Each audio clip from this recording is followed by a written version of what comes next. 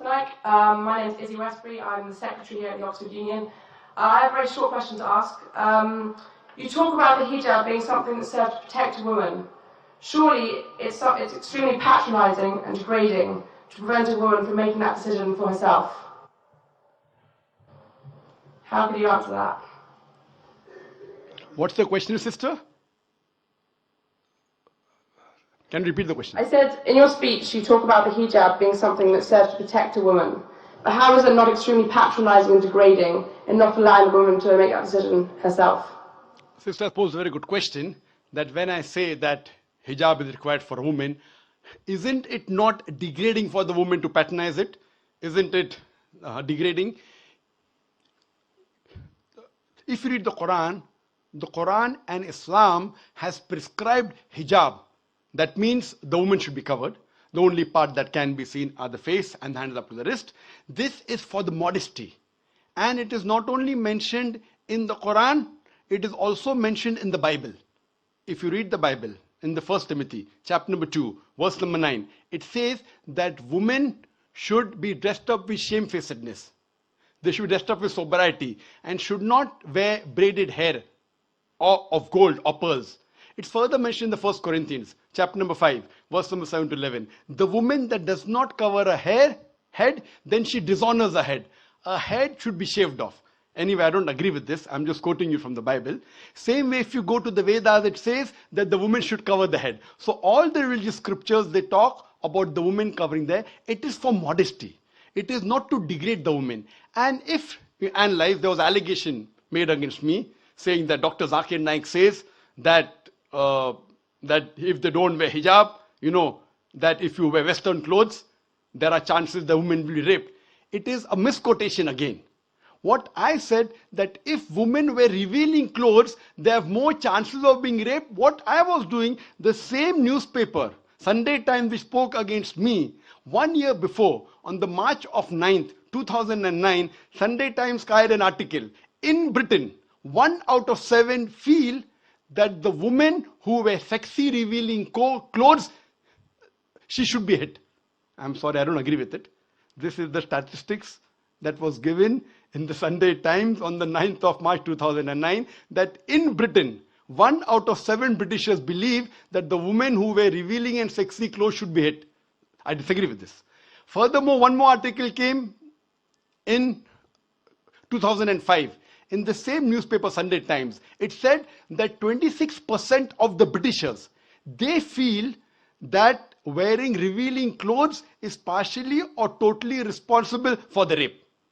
So what I say, that the more modestly you are dressed up, you are respected more. So Islam has prescribed the modest hijab for the woman, not to degrade her but to uplift her. I do agree there may be cultural differences. Islam cannot force anyone to adopt it. There are cultural differences. For example, I'll give you an example. That some societies, what they feel, that even looking at a woman is immodest. Some societies feel looking is no problem, but touching a woman is immodest. Some of the society feels shaking hand is no problem. Some societies feel kissing no problem. Some societies feel doing anything as long as both agree is no problem. Different societies and different cultures have got different rules and regulation. When I went to America, while I was giving a talk, one of the Americans told me, "You Eastern women, you're immodest." I was shocked. So I said, "Why do you call the Eastern women immodest?" He told me, "You Eastern women, you expose your belly." So in America and Western country, exposing belly is immodesty. In India, exposing belly is not immodesty, wearing shorts is immodesty. So what you have to realize, sister, there's different culture, there's different system. Islam cannot force anyone to adopt. It's clearly mentioned in the Quran in Surah Baqarah chapter number 2, verse number 256, La ikraha fid din, there is no compulsion in religion. But if some women want to adopt the hijab because they feel modest and they feel respected, I feel no other woman should disagree. And when I've been to UK, I've seen hundreds and thousands of women who do cover their hair and who feel that they are uplifted because of this modesty. Hope that answers the question. Dr. Naik, thank you very much for your talk. The question I have is, you profess to be a man of peace. You've spoken very eloquently about the idea of peace in Islam. Peace is written in front of your microphone as you stand there. And I agree with you in many senses. But my question is, why then is your message still seen as so controversial? Why are there figures within the Islamic world, why are there fellow Islamic clerics who see your message and still believe that you are wrong? Why, you've claimed that the Home Secretary has banned you from this country because of a sort of media conspiracy, but why is there a broader sense of discontent with your message? The brother asked a very good question, that why, if I'm a man of peace and I speak about peace, some people are against me, some Muslims, some non-Muslim, the Home Secretary. Brother, you have to understand that any person who's popular, there are bound to be people who are against him, irrespective whether the popular person is doing good work or bad work. And the best example I can give you, that today, according to Michael H. Hart, he wrote a book saying the 100 most influential people in the world history. Though he's a Christian, he put number 1 most influential human being as Prophet Muhammad, peace be upon him. Today, do you know, though Muslims consider him to be the most important and the most influential person in history, there are many non-Muslims who think the same. But today, if we analyze the maximum books written against any human being on the face of the earth, it is Prophet Muhammad, peace be upon him. The second person he named in his list was Isaac Newton, but because he's not a common man for common human being, he's a scientist. The third person on his list was Jesus Christ, peace be upon him. If we analyze today, the second person in human history who has maximum books written against him, it is Jesus Christ, peace be upon him.